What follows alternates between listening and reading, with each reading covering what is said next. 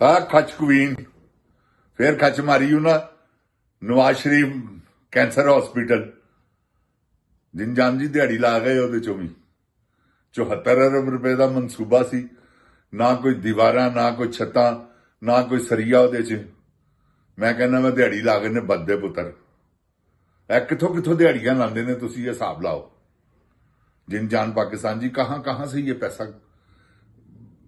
बेईमानी का चोरी का डाका हो कुछ भी हो पैसा होना चाहिए जिस पर कायद आजम साहब की तस्वीर हो बस और इनको कुछ नहीं चाहिए। औज़ुबिल्लाह मिनश शैतानिर रजीम बिस्मिल्लाहिर रहमानिर रहीम रब्बे ज़िदनी इल्मा अल्लाह ताला मेरे इल्म में इजाफा फरमा और मुझे सच बोलने की तौफीक दे। जिन जान पाकिस्तान जी ये कोई भी सूरत में किसी सूरत में पाकिस्तान को स्पेयर नहीं करना इन्होंने पाकिस्तान को ठान ली हुई है इन्होंने। ये देखे ना 74 अरब रुपया उड़ गया। अब शौकत खानम कहां कहां नवाज शरीफ कैंसर हॉस्पिटल तुम पागल की पुत्र हो ऐसे ही उसके मुकाबले में चली हुई है। अब पागल दिए पुत्र है उसका जूता 804 लिखा हो ना ऊपर वो तुम्हारी जिंदगी कीमत से ज्यादा महंगा है। नहीं तो नीलाम करवा के देख लो एक तरफ अपने आप को खड़ी कर लो खड़ी हो जाओ दूसरी तरफ जूता तुमसे ज्यादा कीमत उसकी लगेगी। तुम हो क्या ये मसनूई जेली ब्यूटी जो तुम लोगों को दिखा रही हो ये जेली है। इन्होंने तुम्हारा असल चेहरा नहीं देखा क्योंकि ये जिन जान पाकिस्तान जी इस कामों के बाद जो चेहरा बिगड़ता है ना वो नहीं आपको पता। वो आपको पता चलेगा जब ये 60 से ऊपर होगी फिर देखिएगा 5 साल की और बात है क्या कर लेगी। 9 करोड़ रुपया इसने अपने मुंह पे लगाया यकीन जाने 1100 अरब का इसने 1100 करोड़ का इसने जहाज लिया 2.5 करोड़ के इसने अपनी गाड़ी को टायर दिलवाए। यार ये पैसा अवाम का पैसा है तुम्हारे बाप का पैसा नहीं। वो जो तुम्हारा दादा जगीरदार था ना वो परदादा भी उसकी करतूतें सुन ले जिन जान पाकिस्तान जी मीदा हार वेचदा सी ज्यादा पढ़दा था किथे हीरा मंडी। फिर उस तो बाद रमजान जाना पांडी वो पल्लेदारी करता रहा वो पांडी था। शहबाज शरीफ ने कहा नहीं हम एक जिम्मेदार छोटे से घराने से हमारा तल्लक है तो ये कहती है कि मेरा दादा पाकिस्तान का उस वक्त सबसे ज्यादा रईस आदमी था। और बदिए पुत्रे किथे चनते सी ग्वाल मंडी असी भी रहे केड़ा रईस सी बाबा गाड़ी सी एक तेरा दादा दे 1 रुपया देंदा सी तेरे प्यू नूं ते 1 रुपए च कुछ भी नहीं सी आंदा मुड़ के बाबा गाड़ी सारे पैसे देंदा सी तेरे प्यू दी सारी कफालत उन्हें अपने सर जुमे लिती ते वो कहते सन कि नहीं है 2 नंबर काम है कोई दाल चका लै क्योंकि प्यू तेरा चिट्टा खूबसूरत हैगा सी ना ते ऐ तुहाडियां करतूतां ने तुहानूं पूरे पैसे नहीं मिलते रहे घरों नाश्ते वास्ते मियाँ शरीफ नहीं देंदा रहा एडा कंजूस ते चीड़ा आदमी सी चोर सारी जिंदगी उन्हें रेलवे का चोरी का माल लिया साडे कोलों किहड़ी चीज लुकी है सानू ना दस कि तू रही सीगी है।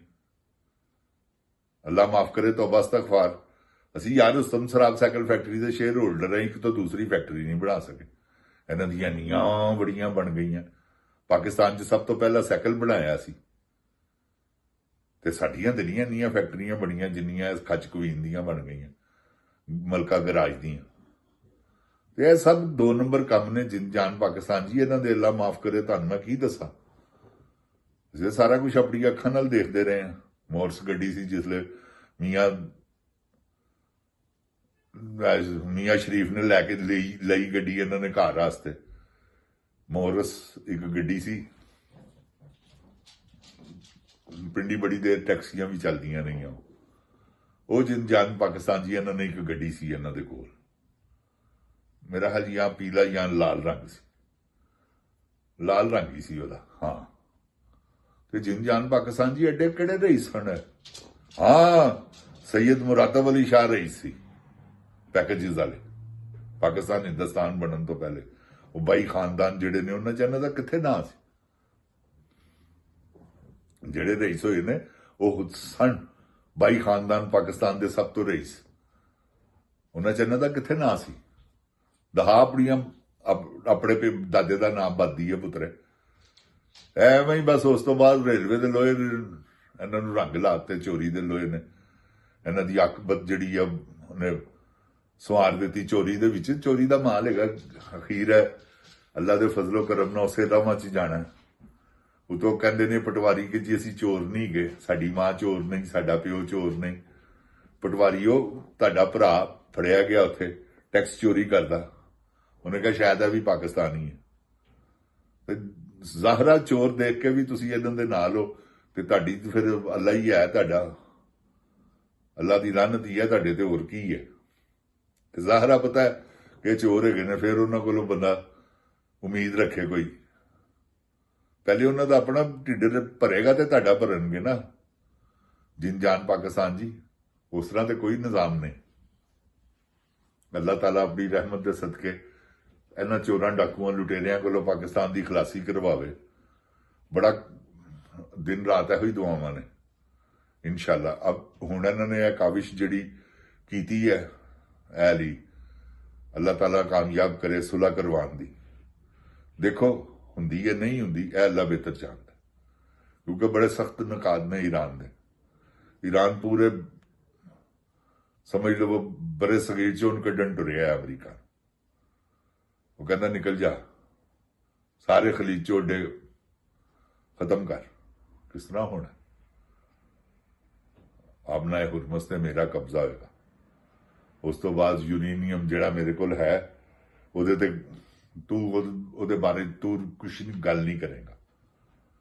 ਉਹ ਸਾਰੀਆਂ ਗੱਲਾਂ ਹੀ ਉਹਦੀਆਂ ਸਖਤ ਮੈਂ ਜਿਹੜੀਆਂ ਸੁਣੀਆਂ ਨੇ। ਦੱਸ, ਅੱਲਾ ਬਿਹਤਰ ਜਾਣਦਾ ਹੁਣ ਅੱਗੇ ਊਂਟ ਕਿਸ ਕਰਵਟ ਬੈਠਦਾ। ਤੇ ਇਹ ਰੱਬ ਦੇ ਕੰਮ ਨੇ। ਜਿੰਨ ਜਾਨ ਪਾਕਿਸਤਾਨ ਜੀ, ਇਹਨਾਂ ਨੇ ਜੋ ਖੱਚਾ ਮਾਰਨੀ ਹੈ ਇਹਨਾਂ ਨੇ ਲਈਆਂ ਹੀ ਹੈ ਮਾਰ, ਤੇ ਮਾਰਨ ਹੋਰ ਵੀ, ਸਾਨੂੰ ਕੋਈ ਇਤਰਾਜ਼ ਨਹੀਂ। ਲੇਕਿਨ ਕੀ ਹੈ ਕਿ ਤੌਬਾ ਨੌਜ਼ ਬਿਲਾ, ਪਾਕਿਸਤਾਨ ਦੇ ਹੱਕ ਦੇ ਵਿੱਚ ਬੁਰਾ ਨਾ ਸੋਚਣ। ਇਹ ਪਾਕਿਸਤਾਨ ਦੇ ਹੱਕ 'ਚ ਬੁਰਾ ਸੋਚ ਰਹੇ ਨੇ। ਜਿੰਨ ਜਾਨ ਪਾਕਿਸਤਾਨ ਜੀ ਇਹ ਕਹਿੰਦੇ ਨੇ ਮਰਦੇ ਤੇ ਮਰੇ। ਕਿਸਾਨਾਂ ਨੂੰ ਨਹੀਂ ਇਹਨਾਂ ਨੇ ਮਾਰਿਆ ਤੁਹਾਡੇ ਸਾਹਮਣੇ। ਉਹਨਾਂ ਕੋਲ 2000 ਰੁਪਇਆ ਗੰਦਮ ਲੈ ਕੇ ਉਸ ਤੋਂ ਬਾਅਦ ਇਸ ਵੇਲੇ ਕੀ ਭਾਅ ਵਿਕ ਰਹੀ ਆ, ਉਹੀ ਗੰਦਮ ਹੈ। ਔਰ ਉਹ 2000 ਵੀ ਨਹੀਂ ਇਹਨਾਂ ਨੇ ਲਈ। ਸਮਝ ਗਏ ਹੋ? ਤੇ ਕਿਸਾਨਾਂ ਨੂੰ ਆਪ ਮਹਿੰਗੀ ਪਈ ਸੀ 2500 ਤੋਂ ਉੱਤੇ।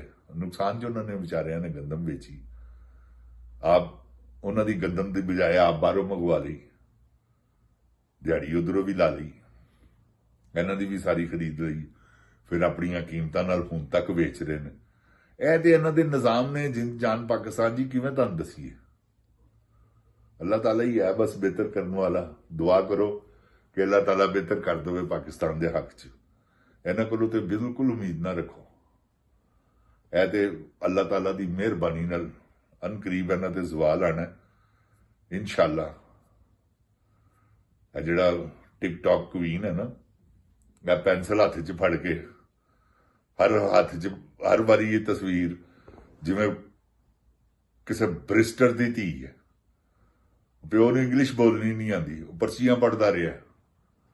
ਦੇਖੋ ਨਾ, ਐਡੇ ਜਾਹਿਲ ਲੋਕ ਜਿਹੜੇ ਨੇ ਸਾਡੇ ਤੇ ਹਕੂਮਤਾਂ ਕਰਨ ਤੇ ਕਰਵਾਉਣ ਵਾਲਿਆਂ ਦੀ ਵੀ ਲਾਨਤ ਹੈ। ਜਿੰਨ ਜਾਨ ਪਾਕਿਸਤਾਨ ਜੀ, ਜਿਨ੍ਹਾਂ ਨੇ ਇਹਨਾਂ ਸਾਡੇ ਤੇ ਮੁਸੱਲਤ ਕਰਤਾ। ਬਹਰਹਾਲ ਕੋਈ ਨਹੀਂ, ਅੱਲਾਹ ਤਾਲਾ ਖੈਰ ਕਰੇਗਾ इंशाअल्लाह। जिन जान पाकिस्तान जिंदाबाद। जिन जान पाकिस्तान दी अवाम जिंदाबाद। इमरान खान जिंदाबाद। ओए गोली क्यों चलाई? अस्सलामु अलैकुम। जिन जान पाकिस्तान जी।